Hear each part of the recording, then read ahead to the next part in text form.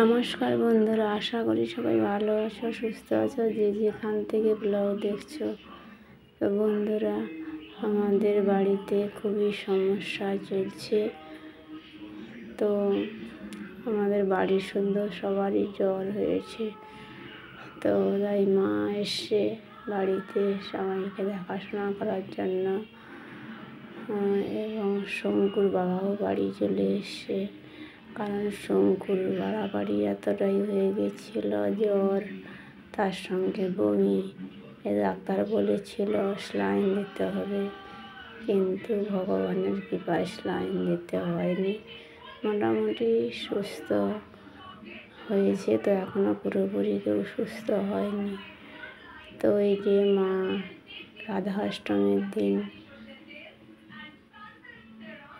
এই ঠাকুরকে অন্নভোগ ধরাবে বলে মা নিজেই সব রান্নাবান্না জোগাড় করে রান্না করেছে, সঙ্গে শঙ্কুর বাবাও সাহায্য করেছে। তো করে মোটামুটি ঠাকুরকে মা ভোগ ধরিয়েছে। তো ওই দিন মা অনেকগুলো তরকারি করেছিল, ওই কাঁচকলা ভাজা, লাউ ভাজা, ওল ভাজা, আলু ভাজা, এই 5 রকম ভাজা, শাক ভাজা, তারপরে পনিরের তরকারি আর পরমান্নও হয়েছিল। তারপরে 5 মিশালির তরকারি করেছিল।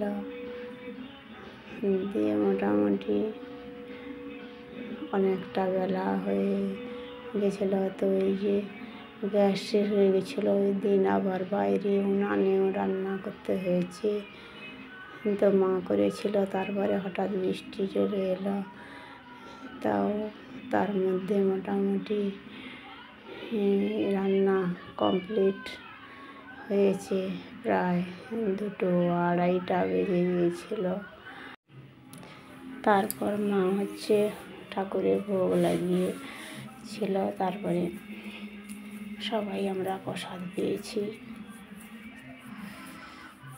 তো বন্ধুরা, এই যে এত শরীর অসুস্থ যে আমি তো ওই সময় পুরো উঠে দাঁড়াতে পারছিলাম না। এতটাই আমার বাড়াবাড়ি জ্বর, কাশি, সর্দি হয়ে গেছিল। মানে আমার প্রথমে জ্বর হয়েছিল, তারপরে সেই অবস্থায় আমি শঙ্কুর জ্বর দেখাশোনা করেছি। তারপরে নিজে খাওয়া দাওয়া তো একদম করতে পারিনি, যার ফলে নিজের শরীর এতই দুর্বল হয়ে গেছে। পুরো 4-5 দিন পুরো কী বলবো, এক মুঠো করে ভাত খেতে পারিনি। তার জন্য পুরো উঠে দাঁড়ানোর ক্ষমতাই আমি হারিয়ে ফেলেছিলাম, দাঁড়াতেই পারছিলাম না। খুবই কষ্টে দিনগুলো কেটেছে।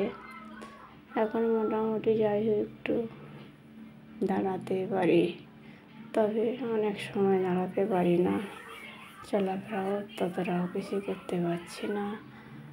ছোটো ছেলেটা একটু সুস্থ হয়েছে।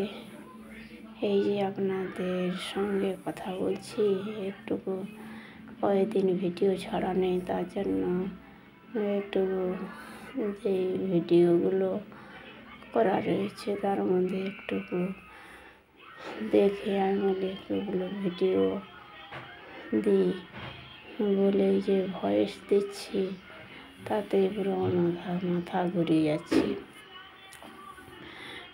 কথা বলার মতো ক্ষমতা হচ্ছে না, এতই শরীর দুর্বল হয়ে গেছে। তার মধ্যে তো প্রচুর